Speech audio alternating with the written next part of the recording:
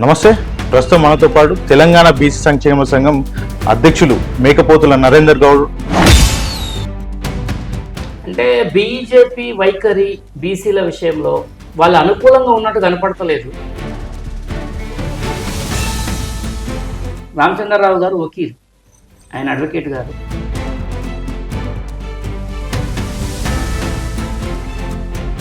మరి బీసీలనే ముఖ్యమంత్రి చేస్తా అన్న ప్రభుత్వం ఈరోజు 42% రిజర్వేషన్కి ఎందుకు ఒప్పుకోవట్లేదు?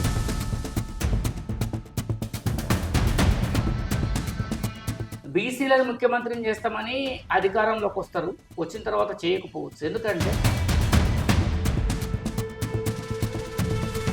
రేపు 5వ తారీఖు పెట్టే పార్లమెంటులో వాయిదా తీర్మానం బీసీ రిజర్వేషన్ల కోసము ప్రధానమంత్రి గారితో మీరు సపోర్ట్ చేపిస్తారా, ప్రధానమంత్రి గారు సపోర్ట్ చేస్తారా, ఆ బిల్లుని పార్లమెంట్ లో పాస్ చేస్తారా చేరా సీదా చెప్పండి. ఆ బిల్లు కనుక పార్లమెంట్ లో ఫెయిల్ అయితే అది బీజేపీ వైఖరి. నమస్తే. ప్రస్తుతం మనతో పాటు తెలంగాణ బీసీ సంక్షేమ సంఘం అధ్యక్షులు మేకపోతుల నరేందర్ గౌడ్ అందుబాటులో ఉన్నారు. మాట్లాడించే ప్రయత్నం చేద్దాం. బీసీకి సంబంధించి రిజర్వేషన్ల గురించి ఆయనతో మాట్లాడించే ప్రయత్నం అయితే చేద్దాం. అన్న నమస్తే. బీజేపీ ఏదైతే 42% రిజర్వేషన్ అంశం ఉందో దాన్ని ఎలా తీసుకోబోతుంది? మరి నిజంగానే వాళ్ళు అనుకూలంగా ఉన్నారా, లేకపోతే ఇంకా వేరే విధంగా ఏమైనా చూస్తున్నారు అనుకోవచ్చా? అంటే బీజేపీ వైఖరి బీసీల విషయంలో వాళ్ళు అనుకూలంగా ఉన్నట్టు కనపడతలేదు, కానీ మేము అనుకూలంగా ఉన్నామని వాళ్ళే చెప్తున్నారు. పైగా కొంచెం ప్రాబ్లం క్రియేట్ చేసేటట్టుగా కనపడుతుంది. ముఖ్యంగా బీజేపీ వైఖరి బండి సంజయ్ గారు మాట్లాడేది కానివ్వండి, కిషన్ రెడ్డి గారు మాట్లాడేది కానివ్వండి, మన బీజేపీ రాష్ట్ర అధ్యక్షులు, తెలంగాణ రాష్ట్ర అధ్యక్షులు అడ్వకేట్ రామచంద్రరావు గారు మాట్లాడేది ఎట్లా ఉందంటే, మేము బీసీలకు అనుకూలమే కానీ మేము చేద్దామనుకున్నాము, అందులో ముస్లిం రిజర్వేషన్లు ఉన్నాయి కాబట్టి మేము చేయలేకపోతున్నాం అనేటటువంటి మాట ప్రముఖంగా వాళ్ళు చెప్తున్నారు. అయితే విషయం ఏంటంటే, ఇక్కడ రామచంద్రరావు గారు వకీల్, ఆయన అడ్వకేట్ గారు, చాలా అపారమైన జ్ఞానం ఉంది, నైస్ పర్సనాలిటీ. మేము చాలా ఉద్యమాలలో కూడా 2-3 సందర్భాల్లో కలిసి మాట్లాడాం. అయితే ఆయన డైరెక్షన్, ఆర్ఎస్ఎస్ డైరెక్షన్లో ఆయన మాట్లాడారు. ఆయన పెద్ద ఎత్తున ఒక పేపర్ స్టేట్మెంటు, అన్ని పేపర్లలో బ్యాన్ ఐటమ్ వచ్చింది.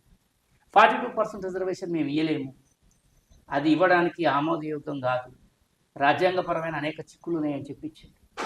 ఆయన అంత సీనియర్ అడ్వకేటు అలాంటి స్టేట్మెంట్ ఇస్తారని మేము ఎవరం కూడా ఎక్స్పెక్ట్ చేయలేదు. ఎందుకంటే మనకు అందరికీ కూడా రాజ్యాంగం మీద ఒక ఎంతో కొంత అవగాహన ఉంది. ఆయన అడ్వకేటు, ఆయనంత కాకపోయినా కూడా. సరే, వాళ్ళు చెప్తున్నటువంటి ప్రధాన సమస్య, ఇందులో ముస్లిం రిజర్వేషన్లు ఇంక్లూడ్ అయి ఉన్నాయి కాబట్టి వాటిని తొలగిస్తే మేము సపోర్ట్ చేస్తామంటాం. దేశవ్యాప్తంగా ఉండేటటువంటి బీసీ రిజర్వేషన్లలో, బీసీ కులాల లిస్టులో, సెంట్రల్ లిస్టులో కానివ్వండి, స్టేట్ లిస్టులో కానివ్వండి, ముస్లిం మైనారిటీలు ఉన్నారు, క్రిస్టియన్ మైనారిటీలు ఉన్నారు, ఇట్లా మైనారిటీ మతాలు కొన్ని ఉన్నాయి.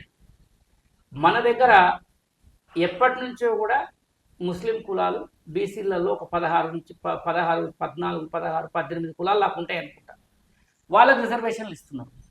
స్థానిక సంస్థలో రిజర్వేషన్లు ఇస్తున్నప్పుడు ప్రతిసారి మనం జిహెచ్ఎంసీ చూసుకున్నట్టయితే బీసీ రిజర్వేషన్లు అన్నీ ఓల్సిటీలు ఇస్తారు. అక్కడ బీసీల పేరుతో అక్కడ ఉండే ముస్లిమ్సే ఇస్తారు. ముస్లిమ్స్ అంటే అందులో ఉంటే దూదేకుల, సయ్యదు, పింజారి, లద్దాఫ్, కసాబు, ఇట్లా కొన్ని కులాలు ఉంటాయి. పింజారి అని, కటీక్ అని, కురేషి అని, ఇట్లా ఉంటాయి ముస్లిం కులాలు. రిజర్వేషన్లు ఓల్డ్ సిటీకి బీసీ రిజర్వేషన్ ఇచ్చినప్పుడు, రిజర్వేషన్లు బదలాయించబడ్డప్పుడు ఏంది ఓల్డ్ సిటీలోనే రిజర్వేషన్లు బీసీలై మొత్తం బీసీలు లేని దగ్గర ఇస్తున్నారని చెప్పేసి ఈ కిషన్ రెడ్డి గారు ఎప్పుడు మాట్లాడలేదు, రాజాసింగ్ ఎప్పుడు మాట్లాడలేదు, బండి సంజయ్ ఎప్పుడు మాట్లాడలేదు, రామచంద్రరావు ఎప్పుడు మాట్లాడలేదు, ఈ బీజేపీ నాయకత్వం ఎవరు కూడా మాట్లాడలేదు. ఈరోజు కాంగ్రెస్ పార్టీ నిన్న మొన్న రాహుల్ గాంధీ గారు 78 సంవత్సరాల స్వాతంత్ర భారతదేశంలో బీసీలను మేము విస్మరించాము, 35 ఏళ్ళు మా పరిపాలనలో 3 తరాలు చేస్తే అది మా పొరపాటే, మేము దాన్ని సమీక్షించుకున్నాం, ఇక నుంచి బీసీలకు పూర్తి స్థాయిలో న్యాయం చేస్తామని రాహుల్ గాంధీ గారు ఆయన తప్పు తెలుసుకున్నట్టుగా మాట్లాడి ఓపెన్ స్టేట్మెంట్ ఇచ్చారు. ఒకవైపు మోడీ గారేమో బీసీ ప్రధానమంత్రి, వీళ్ళు ఏమంటారు, ముఖ్యంగా రాష్ట్రంలో రిజర్వేషన్లు మీరు పెంచుకోండి అంటారు. రాష్ట్రంలో రిజర్వేషన్లు పెంచుకోవడానికి అవకాశం ఉంది, మీరు జీవో ఇవ్వచ్చు అంటారు. రాష్ట్రంలో రిజర్వేషన్లు పెంచుకుంటే కోర్టుకు పోయి కొట్టేసే అవకాశం ఎక్కువ కనపడుతుంది.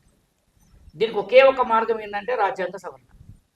దానికోసమే కాంగ్రెస్ పార్టీ రేపు ఆగస్టు 5వ తారీఖున పార్లమెంట్లో వాయిదా తీర్మానం ఇచ్చింది.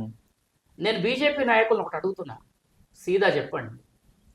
మన రాష్ట్రం నుంచి 8 మంది బీజేపీ ఎంపీలు ఉన్నారు, 9 మంది దాదాపు రాజ్యసభ సభ్యులు డాక్టర్ లక్ష్మణ్ గారితో వాయిదా తీర్మానం బీసీ రిజర్వేషన్ల మీద విద్యారంగంలో, ఉద్యోగ రంగంలో, స్థానిక సంస్థల్లో బీసీలకు 42% రిజర్వేషన్ల మీద కాంగ్రెస్ వాయిదా తీర్మానం పెడితే మీరు బీజేపీ ఓటేస్తుందా వేయదా? ఆ బిల్ పాస్ చేస్తుందా చేయదా? ఇప్పుడు ఈ దేశంలో తెలంగాణకు సంబంధించి తెలంగాణ ముఖ్యమంత్రినే బీసీని చేస్తామని చెప్పారు. మరి బీసీలనే ముఖ్యమంత్రి చేస్తా అన్న ప్రభుత్వం ఈరోజు 42% రిజర్వేషన్కి ఎందుకు ఒప్పుకోవట్లేదు? వాళ్ళు ఏంటంటే బీసీలను ముఖ్యమంత్రిని చేస్తామని అధికారంలోకి వస్తారు, వచ్చిన తర్వాత చేయకపోవచ్చు. ఎందుకంటే గతంలో కూడా కొన్ని అనుభవాలు ఉన్నాయి, ఇట్లా వాళ్ళని ముఖ్యమంత్రిని చేస్తాం, వీళ్ళ ముఖ్యమంత్రి ఎవరు చేయరు. వాళ్ళు మన బీజేపీ వాళ్ళు ముఖ్యమంత్రిని బీసీని చేస్తారని చెప్పి వాగ్దానం చేశారు, కానీ పార్టీ అధ్యక్షుని బీసీకి ఇవ్వగలిగిన వాళ్ళు ఇవ్వలేదు.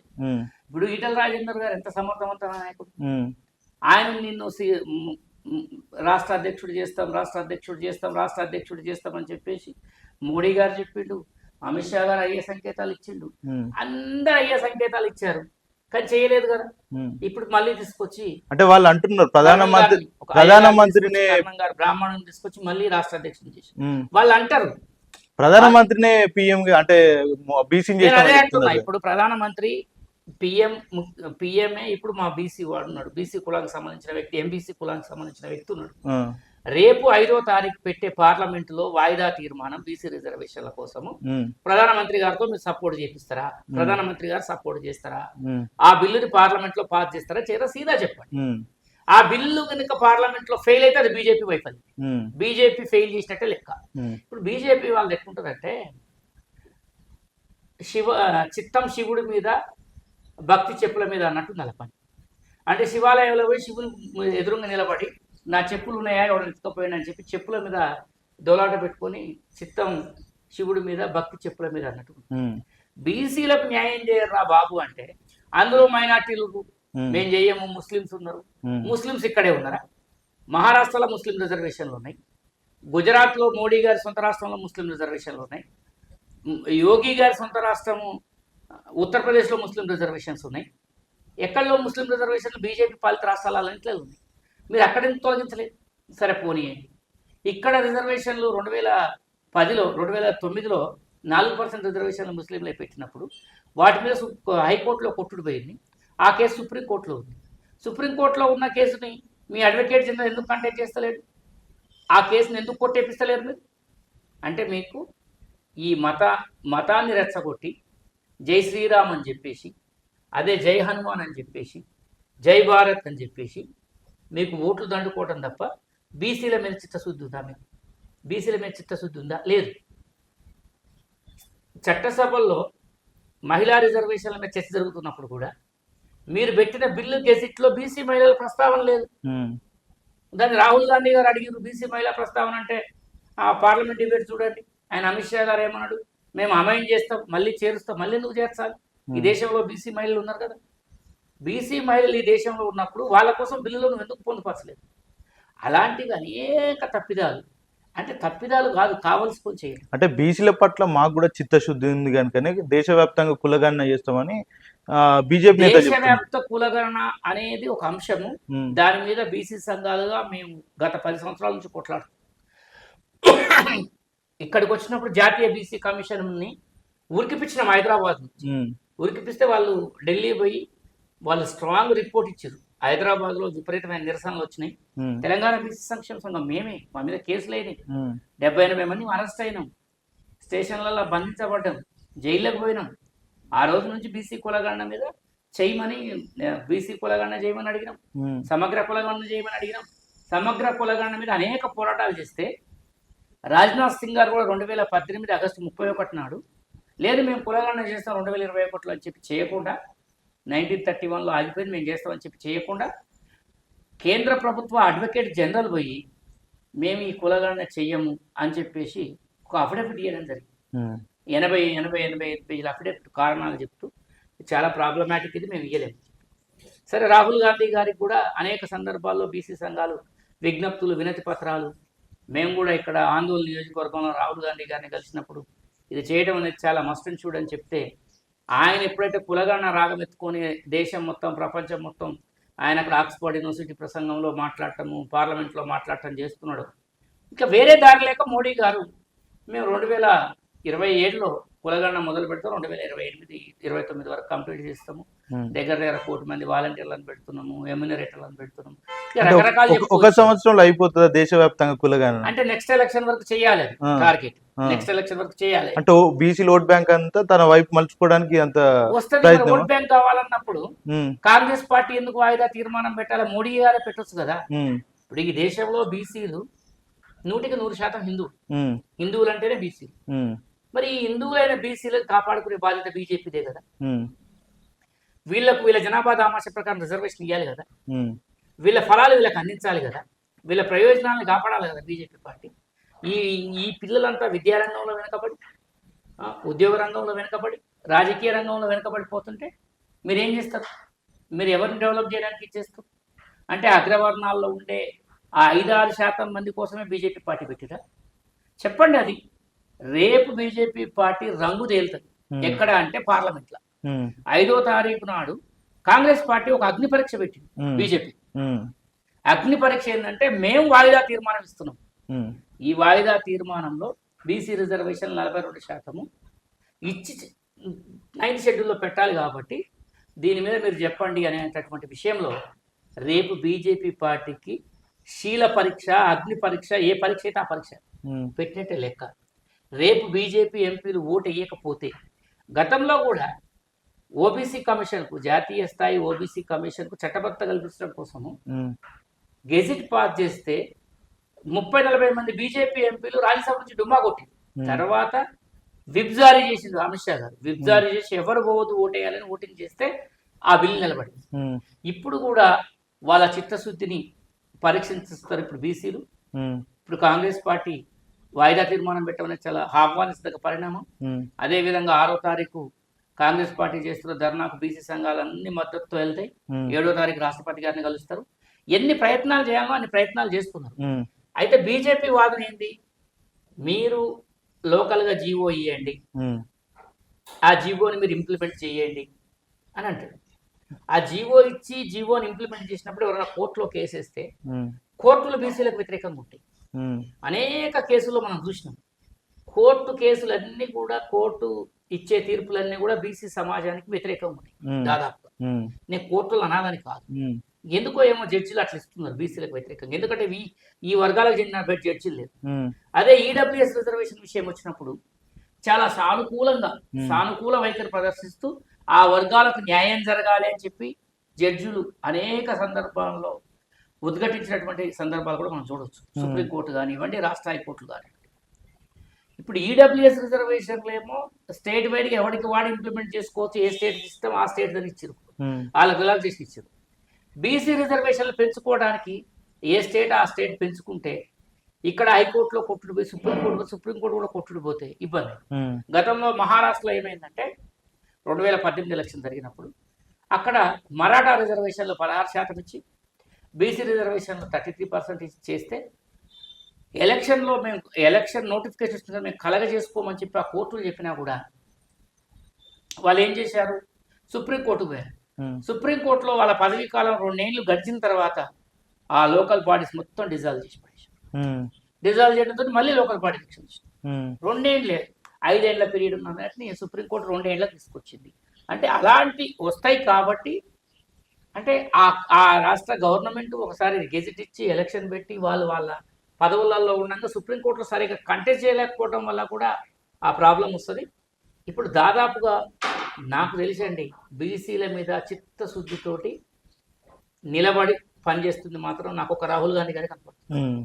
ఇప్పుడు రేపు యూపీఏ వాయిదా తీర్మానం ఇస్తే యూపీఏ భాగస్వామ్య పక్షాలన్నీ కూడా వాయిదా తీర్మానానికి బీసీలకు రిజర్వేషన్లు ఇవ్వాలి, ఇచ్చిన రిజర్వేషన్లు తమిళనాడు తరహాలో 9th షెడ్యూల్లో పెట్టాలని చెప్పేసి వాళ్ళు వాయిదా తీర్మానంలో పేర్కొని చెప్పినప్పటికీ ఆ బిల్ పాస్ అయితే ఖచ్చితంగా 9th షెడ్యూల్లో పెడతారు, ఉమ్. ఇస్తారు రిజర్వేషన్. అంటే స్థానిక సంస్థల ఎలక్షన్లు కూడా త్వరలో నోటిఫికేషన్ కూడా రాబోతున్నాయి. ఆ లోపల ఈ బీసీ రిజర్వేషన్ బిల్ ఏదైతుందో ఆమోదం చెందుతా అనుకుంటున్నారా? పాసిబిలిటీ ఉన్నదా? పాసిబిలిటీ ఉంది, ఉమ్, పాసిబిలిటీ ఉంది. అది ఎట్లా, రేపు పార్లమెంట్లో బిల్ పాస్ అయితే అది రిజర్వేషన్ బిల్లుగా సక్సెస్ అవుతుంది. ఆ తర్వాత మనకు పాస్ అవుతుంది, అది అమల్లోకి వస్తుంది రిజర్వేషన్. ఉమ్, అది అమల్లోకి రావడం ద్వారా ఇలా 42% రిజర్వేషన్ ఇవ్వచ్చు. కాకపోతే ఇంకొక పద్ధతి, వాళ్ళు కాంగ్రెస్ పార్టీకి ధైర్యం సరిపోవట్లేదు, వాళ్ళు కొంత నిజాయితీ మీద నిలబడ్డారు. ఉమ్, గతంలో కంటే కూడా పర్వాలేదు, ఉమ్, ఎందుకంటే మేము మా పార్టీ పద్ధతిలో పార్టీ లైన్లో 42% రిజర్వేషన్లు ఇస్తాము అంటే దాన్ని మేము ఒప్పుకోము. ఉమ్, ఎందుకు ఒప్పుకోమంటే రిజర్వేషన్లు అనేది రాజ్యాంగ పరంగా మాకు కల్పించాల్సిన హక్కు, ఉమ్, ఎవరు పెట్టే భిక్ష కాదు. ఒక అయ్యే పెట్టిన భిక్షంతో బీసీలు బతకడానికి అక్కర్లేదు. ఉమ్, కాకపోతే మేమే కాంటాక్ట్ చేస్తాం ప్రతి సర్పంచ్గా, ఎంపీటీసీగా, జెడ్పీటీసీగా, అన్ని రకాలుగా. కానీ కాంగ్రెస్ పార్టీ అయినా, బీజేపీ పార్టీ అయినా, బీఆర్ఎస్ పార్టీ అయినా, టీడీపీ పార్టీ అయినా, ఎవరైనా కావచ్చు, మాకు చట్టబద్ధమైన రిజర్వేషన్లు ఇప్పించాల్సిందే, బీసీల కోసం నిలబడాల్సిందే. రేపు పార్లమెంటులో 5వ తారీఖు ఇచ్చిన వాయిదా తీర్మానానికి అనుకూలం ఎవరో, వ్యతిరేకం ఎవరో, దూద్కి దూద్, పానీకి పానీ, నీళ్లకు నీళ్లు, పాలకు పాలు రేపు నిలబడే పరిస్థితి వచ్చింది. ఇది దేశ చరిత్రలోనే గొప్ప అంశం, చరిత్ర ఇది దేశంలో. ఎందుకంటే ఏ పార్టీ ఇంతవరకు పార్లమెంట్లో వాయిదా తీర్మానం ఇవ్వలేదు. గతంలో విపి సింగ్ గారు ప్రధానమంత్రి ఉన్నప్పుడు బీసీ రిజర్వేషన్లు విద్యా ఉద్యోగ రంగాల్లో ఇవ్వడం కోసం ఆయన బిల్లు పెట్టాడు 92లో, అదొకటి 91లో. దాని మీద విస్తృతమైన చర్చ జరిగింది. ఇప్పుడు ఓన్లీ ఒక రాష్ట్రానికి సంబంధించిన రిజర్వేషన్, తెలంగాణకు సంబంధించిన రిజర్వేషన్ బిల్లు మీద రేపు పార్లమెంట్లో వాయిదా తీర్మానం ఇవ్వబోతుంది.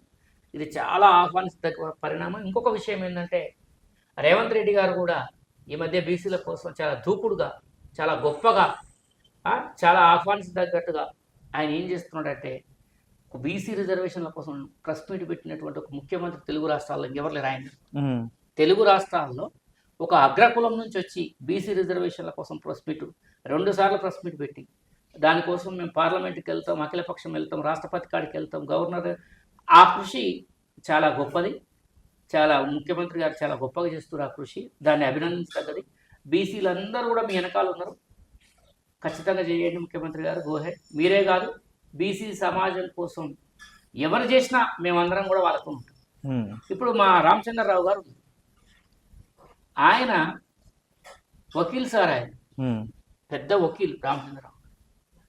అంత చట్టం తెలిసి ఒక 40-45 ఏళ్ళు ఆయన వకీల్గా ప్రాక్టీస్ చేస్తూ రాజ్యాంగ మీద పట్టున్న వ్యక్తి కావాలని రేపు 2వ తారీఖు నాడు బీసీ రిజర్వేషన్ల మీద ఎక్కడ ధర్నా చౌక్ ఇందిరా పార్క్లో ఒక ధర్నా పెట్టాడు. కిషన్ రెడ్డి గారు మొన్న ప్రెస్ మీట్ పెట్టి ఒకటి మాట్లాడారు. ఏం మాట్లాడారు? యాక్చువల్లీ బీసీలకు 34% రిజర్వేషన్ ఉండే, ఇప్పుడు 42% పేరుతోటి రేవంత్ రెడ్డి బీసీలను మోసం చేస్తూ 2% తగ్గుతుంది, ముస్లింలకే 10% పోతుంది అని అన్నారు. కిషన్ రెడ్డి గారు, మీకు నిజంగా బీసీల మీద ప్రేమ ఉంటే మీరు 42% రిజర్వేషన్ మాకు ఇప్పి, మీరు బండి సంజయ్ గారు కేంద్రంలో మీద గవర్నమెంట్ ఉంది కదా, బీసీలకే పెట్టింది, ముస్లింలను తొలగించడం మాకేం అభ్యంతరం లేదు, మా కాళ్ళ మీద ప్రేమ ఏం లేదు. మీరు చొప్పించిందే కదా ఇదంతా, మీ రాష్ట్రాల్లో ఉన్నదే కదా, మీరు మమ్మల్ని ఏం కాపాడుతున్నారు బీసీలని? మేము మీకు ఓట్లేసి గెలిపించినాం కదా, మీరు మా ప్రతినిధులుగా పార్లమెంట్లో ఉన్నారు కదా, కేంద్ర మంత్రి ఉన్నారు కదా, మరి బీసీలకు 42% రిజర్వేషన్ మొత్తం మా వాళ్ళకే కావాలని ఇప్పించే బాధ్యత నీకు లేదా?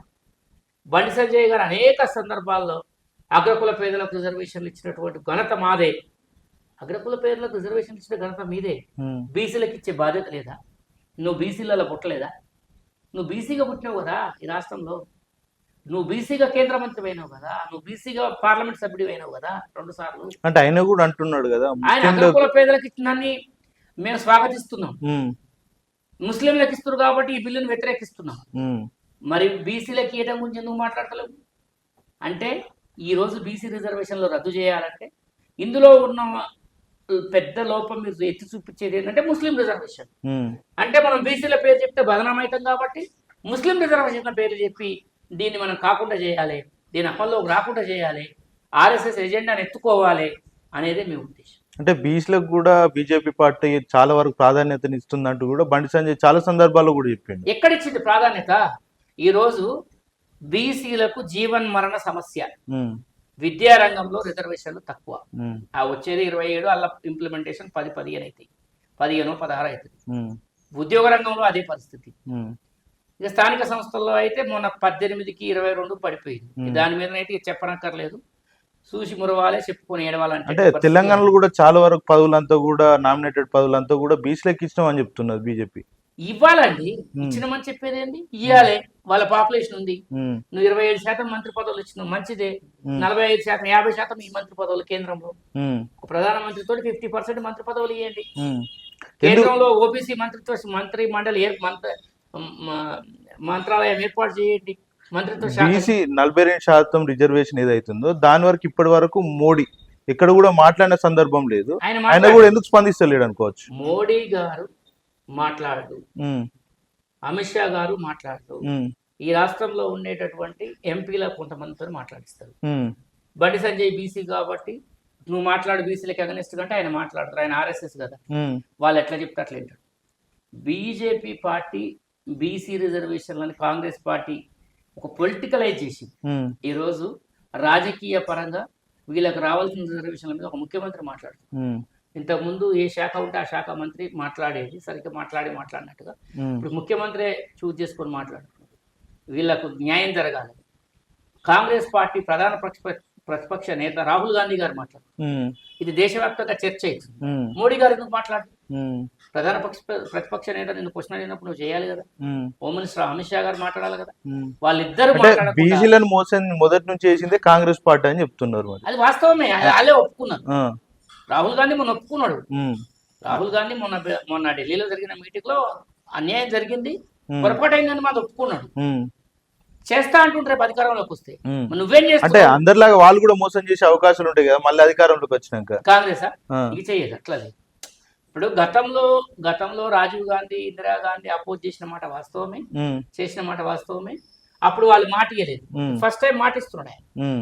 నేను నా పొరపాటు అయింది, ఈ 17 ఏళ్లలో ఎప్పుడైతే నేను కులగణన చేయించేవాడిని మా అధికారం ఉన్నప్పుడు, నేను ఎన్ని రకాలు చేసేవాడిని, కానీ ఆ సమస్య నాకు ఇప్పుడు అర్థమైంది, నేను ఆ సమస్యను పరిష్కరిస్తా అంటున్నాను. మోడీ గారు బీసీల ప్రతినిధిగా దేశానికి ప్రధానమంత్రి అయ్యారు కదా, మరి మోడీ గారు వచ్చిందే బీసీల సమస్యలు తీరుస్తారు వచ్చింది కదా. గిరిజన రాష్ట్రపతి, ఎస్సీ ఉపరాష్ట్రపతి, మొన్న పోయిన ఆయన బీసీ ఉపరాష్ట్రపతి, ఇప్పుడు ఉండేటటువంటి బీసీ ప్రధానమంత్రి. మరి ఈయన చేసింది బీసీలకు మోడీ గారు ఒకటి చెప్పమని. ఇప్పుడు కాంగ్రెస్ పార్టీ చేసిందని మేము అంటలేము, చేయలేదు, చేస్తాను. నువ్వు చెయ్యి, అధికారం ఉంది. కాంగ్రెస్ పార్టీ వాయిదా తీర్మానం పెట్టింది, ఆ వాయిదా తీర్మానాన్ని పాస్ చేయి, లేకపోతే నువ్వే బిల్లు పెట్టు. ఆయన వాయిదా తీర్మానం ఇవ్వడానికి బీజేపీ పార్టీ బిల్లు పెట్టి ఈ 42% తెలంగాణ బీసీ రిజర్వేషన్ బిల్లు 9 షెడ్యూల్లో జాయిన్. అంటే వాళ్ళ అధికారంలో లేరు కదా, వాళ్ళకి క్రెడిట్ అంతా కాంగ్రెస్ పార్టీకి వస్తాను కూడా వాళ్ళు ఆపొచ్చు కదా. నేను అనేది బీజేపీ పార్టీ అధికారంలో ఉంది, వాళ్ళని పెట్టమంటున్న బిల్లు 42% రిజర్వేషన్ బిల్లు. ఇప్పుడు గవర్నర్ గారి దగ్గర ఒక బిల్లు ఉంది, ఆర్డినెన్స్ గవర్నర్ గారి దగ్గర ఉంది, అక్కడ రాష్ట్రపతి గారి దగ్గర బిల్లు ఉంది. మరి రెండింటిని పాస్ చేయండి. మీ రాష్ట్రపతి, గవర్నర్ బీజేపీ నుంచి వచ్చిన నేపథ్యం కలిగిన వాళ్ళే కదా, వాళ్ళు ఆ బిల్ పాస్ చేస్తే అయిపోతుంది కదా. ఎందుకు చేయట్లేదు? ఎందుకు నిర్ణయం తీసుకోవట్లేదు? కాంగ్రెస్ పార్టీ ఒకటి క్లియర్ ఉంది, మేము రిజర్వేషన్లు ఖరారు అయ్యే వరకు ఎలక్షన్ చేయమంటాం, అది క్లియర్ ఉంది. అంటే వీళ్ళ ప్రయోజనాలు ఆశించే కదా, బీసీల ప్రయోజనాలు ఆశించే ఈ రోజు ముఖ్యమంత్రి మాట్లాడుతున్నాడు. అంటే హైకోర్టు చెప్తుంది కదా ఎలక్షన్లు పెట్టాలని చెప్తుంది. మరో పక్క ఎలక్షన్లు నేను ఇచ్చిరుగా, పొన్నం ప్రభాకర్ గారు మంత్రి గారు బీసీ రిజర్వేషన్ లేకుండా మేము ఎలక్షన్ పెట్టమన్నారు కదా, అన్నారు కదా. గవర్నమెంట్ ఒక స్టాండ్ మీద ఉంది కదా. ఇప్పటికీ దగ్గర దాదాపు ఒక సంవత్సరం. అంటే ఈ వివాదంలో ఏదైతే గ్రామాలు కావచ్చు, పట్టణాలు కావచ్చు, చాలా వరకు వెనుకబడిపోతున్నాయి అక్కడ పాలన లేక. అవును, ఇప్పుడు అక్కడ ఉండేటటువంటి స్థానిక పాలక వర్గాలు ఎలక్టెడ్ కాకపోవడం వల్ల సమస్యలు ఉన్నాయి, అది చేయాలి. అది చేస్తే బీసీలు అన్యాయం అవుతారు కదా, బీసీలకు రావాల్సిన వాటా దక్కదు కదా. గతంలో బీసీలు ఎప్పుడైనా కూడా సర్పంచుల్లో 60-65% బీసీలే ఉంటారు. ఆ రిజర్వేషన్ ఇచ్చినా ఇవ్వకపోయినా జనరల్లో అయినా బీసీలే గెలుస్తారు. ఎందుకంటే మరీ గ్రామ స్థాయిలో ఏ కులం వాళ్ళు ఎవరైతే మెజారిటీ పీపుల్ ఉంటారో వాళ్ళు గెలుస్తారు, దాని ఎవరో కాదనలేదు సత్యం. ఎంపీటీసీలు కూడా సేమ్ యాజ్ ఉంటాయి, వార్డు మెంబర్లు కూడా అదే ఉంటాయి. జెడ్పీటీసీల కాడికి వచ్చేసరికి కొంచెం సడలింపు ఉంటుంది, ఆ మండల స్థాయి కాబట్టి ఎమ్మెల్యే ఎంపీ అట్లా వేరు ఉంటాయి. కానీ గ్రామీణ స్థాయిలో ఉండేటటువంటి స్థానిక పాలక మండళ్ళన్నీ కూడా అక్కడ ఉండేటటువంటి లోకల్ బాడీస్ వాళ్ళందరూ కూడా ఇప్పుడు ఎలక్షన్ ఇప్పటికిప్పుడు చేస్తే వీళ్ళంతా ఇబ్బంది పడతారు కదా, వీళ్ళ అవకాశాలు కోల్పోతారు అనేదే కదా బాధ. చేయొద్దనే మేము డిమాండ్ చేస్తున్నాం. తెలంగాణ బీసీ సంక్షేమ సంఘంగా ఎలక్షన్ నిర్వహించొద్దు, మా రిజర్వేషన్ల ఖరారు అయ్యేంత వరకు ఎలక్షన్ నిర్వహించు, ఏవి కాదు. అంటే బీసీల గురించి తెలంగాణలో కాంగ్రెస్ పార్టీ చాలా అద్భుతంగా మాట్లాడుతుంది, కానీ మంత్రి పదవులు కూడా చాలా తక్కువ ఇచ్చిందంటూ కూడా మంత్రి పదవులు చాలా మంది వాస్తవం, మేము ఒప్పుకుంటాం. మంత్రి పదవులు ఎంత మనకు 30% ఇచ్చారు, 25-30% ఇచ్చినట్టు ఉన్నారు. ఇప్పుడు ఎంతమంది మొత్తం ముగ్గురు ఉన్నారు. 18లో ముగ్గురు అంటే 20%. సరే ముగ్గురు ఇచ్చారు, ఇంకొక 2 ఉన్నాయి, ఇస్తారా ఏం చేస్తారా అనేది వాళ్ళ మ్యాటర్ అది. కానీ దాని విషయంలో కాదు, కొంతవరకు చాలా వరకు 90% సానుకూలంగా బీసీలకు ఉందాం. బీసీ రిజర్వేషన్ల మీద 90% సానుకూలంగా కాంగ్రెస్ పార్టీ ఉంది, 100% వ్యతిరేకంగా బీజేపీ పార్టీ. ఈరోజు రామచంద్రరావు గారు ఇచ్చే స్టేట్మెంట్ చూడండి, బీజేపీ రాష్ట్ర అధ్యక్షుడు. ఆయన ఏమంటుండు, బీసీ రిజర్వేషన్ల పేరుతోటి ముస్లింలకు లబ్ధి చేకూరుస్తున్నారు వీళ్ళు అని అంటు. ఎట్లా లబ్ధి చేకూరుస్తారు మీరు చెప్పండి రామచంద్రరావు గారు? బీసీల రిజర్వేషన్ పేరుతోటి ముస్లింస్కి ఎట్లా రిజర్వేషన్ లబ్ధి చేకూరుస్తున్నారు? ఒకవేళ మీకు అంత చిత్తశుద్ధి ఉంటే ఇప్పుడు ముస్లిం రిజర్వేషన్ బిల్లు సుప్రీంకోర్టులో స్టేటస్ కో మీద నడుస్తుంది, దాన్ని రద్దు చేయండి. మీరు దమ్ముంటే చెయ్యండి, అధికారం మీది కదా, కేంద్రంలో అధికారం మీది, మోడీ గారు అధికారంలో ఉన్నారు, మీకు దగ్గర 270 మంది ఎంపీలు ఉన్నారు, 265-266 మంది ఎంపీలు ఉన్నారు. లోక్సభలో మన ఉత్తరప్రదేశ్లో ముస్లిం రిజర్వేషన్ మీ గవర్నమెంట్లో ఇంప్లిమెంట్ అవుతుంది, విద్యా ఉద్యోగ రంగాల్లో, తర్వాత స్థానిక సంస్థల్లో, అన్ని రంగాలలో. గుజరాత్ మోడీ గారి సొంత రాష్ట్రంలో అమలవుతుంది, అక్కడ మీరు మాట్లాడరు. మహారాష్ట్రలో అమలవుతుంది, హర్యానాలో అమలవుతుంది, ఇవన్నీ రాజస్థాన్లో అమలవుతుంది. ఇవన్నీ మాట్లాడకుండా తెలంగాణ రిజర్వేషన్ బిల్లులో ముస్లిమ్స్ ఉన్నారు మరి ఏం చేస్తాం? ఈ దేశంలో ముస్లిమ్స్ ఉన్నారు, ఈ రాష్ట్రంలో ముస్లిమ్స్ ఉన్నారు. వాళ్లకు ఆనాడు మండల్ కమిషన్ నాడు కూడా వాళ్ళకి రిజర్వేషన్ ఇవ్వాలని మండల కమిషన్ రికమెండేషన్స్ ఉన్నాయి. ఆ బీసీ కేటగిరీ లిస్టులో వాళ్ళ పేర్లు ఎప్పటి నుంచో ఉన్నాయి. 93 బీసీ కులాలు ఉన్నప్పుడే వీళ్ళు ఉన్నారు, ముస్లిం సబ్ కాస్ట్ అందరూ. అంటే రిజర్వేషన్ బిల్లు కూడా వెనక్కి పంపేసారు, మీరంతా కూడా ఉద్యమం చేస్తామని చెప్తున్నారు. మరి వాళ్ళు వెనక్కి తగ్గే అవకాశాలు ఉంటాయి? వెనక్కి పక్కా తగ్గుతుంది. వాళ్ళు కులగణన చెయ్యము అని అన్నారు. బీజేపీ పార్టీ బదనామైన తర్వాత చేస్తుంది తప్ప ఫస్టే చేస్తలేదు. అయ్యో నేను బదనామై. ఈరోజు రాహుల్ గాంధీ గారు చాలా ఇనిషియేటివ్గా రాడికల్గా ముందుకు వచ్చి నేను కులగణన చేపిస్తా మా పార్టీ నుంచి, కాంగ్రెస్ పార్టీ నుంచి, రిజర్వేషన్ సిస్టమ్ని 50% సీలింగ్ ఎత్తేసి 75% తీసుకుపోతా, 75% తీసుకుపోతా, బీసీలందరికీ న్యాయం చేస్తా. అసలు బీసీలకు ఇచ్చే 42% తప్పు, బీసీలకు 55% ఇవ్వాలి, 56% ఇవ్వాలి. అంటే మేధావులు కూడా అదే అంటున్నారు, 56% ఇవ్వాల్సిన రిజర్వేషన్ 42% కుదించారు అని చెప్పి. 42 ఇస్తేనే వీళ్ళు ఓడవలేకపోతున్నారు, 50% అంటే వాళ్ళే కదా తట్టుకుంటారు. అంతే అంటారు. మినిమం నా డిమాండ్ బీసీలకు 52% రిజర్వేషన్ ఇవ్వాలి ఈ దేశం. ప్రతి రంగంలో, విద్యా రంగంలో, ఉద్యోగ రంగంలో, రాజకీయ రంగంలో, స్థానిక సంస్థలలో, ఆర్థిక రంగంలో, ఇంక్లూడింగ్ ఆర్థిక రంగంలో కూడా వీళ్ళందరికీ దేశవ్యాప్తంగా ఒక సప్లాన్ పెట్టాలి. కేంద్రంలో ఒక ప్రత్యేక మంత్రిత్వ శాఖను ఏర్పాటు చేయాలి. చేసి 52% దేశ బడ్జెట్లో, 52% రాష్ట్ర బడ్జెట్లో బీసీ యువతని స్టార్టప్ కంపెనీలు పెట్టేయడానికి, వాళ్ళని ఆర్థికంగా ఆదుకొని పైకి తీసుకురావాల్సిన బాధ్యత మీ ప్రభుత్వాలది. రేపు చట్టసభల్లో కూడా బీసీ రిజర్వేషన్లు 52-56%, 50 ఎబోనే పెట్టాలి రిజర్వేషన్. 42 అనేది ఏదో కంటి తుడుపు చర్య మాత్రమే. కాంగ్రెస్ పెట్టినా, బీజేపీ పెట్టినా, బీఆర్ఎస్ పెట్టినా, టీడీపీ పెట్టినా, వైసీపీ పెట్టినా, ఎవడు పెట్టినా అది కంటి తుడుపు చర్య మాత్రమే. 75-80% రిజర్వేషన్లు ఇచ్చి 20% మాత్రమే ఓపెన్ కోటా పెట్టాలి. ఓకే, ఫైనల్ గా చెప్పండి, ఏం డిమాండ్ చేస్తున్నారు కేంద్ర ప్రభుత్వం? మా ఫైనల్ డిమాండ్ ఒక్కటే, రాజకీయ పార్టీలన్నీ కూడా ఒక తాటి మీదకి కలిసి వచ్చి తమిళనాడు తరహాలో, తమిళనాడులో జయలలిత, కరుణానిధి ఇద్దరు వేరు పక్షాలైనట్టు కూడా, వాళ్ళు ఆపోజిట్ వర్గాలు అయినప్పటికీ, జయలలిత బ్రాహ్మిన్ లేడీ అయినప్పటికీ కూడా, ఆమె అగ్రకుల మహిళ అయినప్పటికీ ముందు నిలబడి తమిళనాడు రిజర్వేషన్లు, ఇదే ప్రాబ్లం వచ్చింది అక్కడ కూడా 50% ఇది. తమిళనాడు రిజర్వేషన్ల మీద వాజ్పేయి గారి నాయకత్వంలో, వాజ్పేయి గారు ప్రధానమంత్రిగా ఉన్నప్పుడు తమిళనాడు రిజర్వేషన్లని పార్లమెంటులో రాజ్యాంగ సవరణ చేసి తీర్మానించి తీసుకెళ్లి 9th షెడ్యూల్లో పెట్టి ఆ 9th షెడ్యూల్లో పెట్టడం వల్ల ఏంటంటే సుప్రీంకోర్టులో రివ్యూ చేసే అధికారం లేదు 9th షెడ్యూల్. సరే నిన్న మొన్న సుప్రీంకోర్టు జడ్జీలు కూడా మేము రివ్యూ చేస్తాం అని అంటున్నారు. రాజ్యాంగ మౌలిక సూత్రాన్ని కాపాడటమే మా ముందు ఉన్నటువంటి ప్రధాన లక్ష్యం అని చెప్తున్నారు సుప్రీంకోర్టు జడ్జిలు. కానీ రాజ్యాంగ మౌలిక సూత్రం సమసమానత్వం అనేటటువంటి విషయాన్ని జడ్జిలు మర్చిపోతారు. సమసమానత్వం ఎట్లా వస్తుంది? ఈ దేశంలో ఉండే కులాలు ఎట్లా పోవాలి? ఈ దేశంలో ఉండే ప్రతి వాడికి, ప్రతి పిల్లవాడికి విద్యారంగంలో, ఉద్యోగ రంగంలో రిజర్వేషన్లు వచ్చి ఆర్థికంగా వాళ్ళు సెటిల్ అయ్యి ఆత్మగౌరవంతో బతికిన రోజే ఈ దేశంలో సమసమానత్వం వస్తుంది. ఈ భారతదేశ రాజ్యాంగానికి గౌరవం వస్తుంది. ఈ భారతదేశ పార్లమెంటుకు గౌరవం వస్తుంది. ఈ భారతదేశ పాలకులకు గౌరవం వస్తుంది. కాబట్టి ఆ విధంగా మీరు సమసమానత్వాన్ని కోరుకునే వాళ్ళైతే ఖచ్చితంగా రేపు బీసీ రిజర్వేషన్ బిల్లు రేపు ఇస్తున్న వాయిదా తీర్మానం 5వ తారీఖు నాడు ఖచ్చితంగా మీరు బీజేపీ పార్టీ, కాంగ్రెస్ పార్టీ ఏకాభిప్రాయం మీద నిలబడి, దేశంలో ఉండేటట్టు అనేక పార్టీలు ఏకాభిప్రాయం మీద నిలబడి ఆ బిల్లుని ఓటింగ్ చేయాల్సిన అవసరం ఉంది. ఖచ్చితంగా చెయ్యని వాడు ఎవడైనా ఉంటే బీసీ ద్రోహిగా ప్రకటిస్తాం. ప్రజలలో జరగనీయం కబడ్దారు. మొత్తానికైతే ఇది మేకపోతుల నరేందర్ వాదన.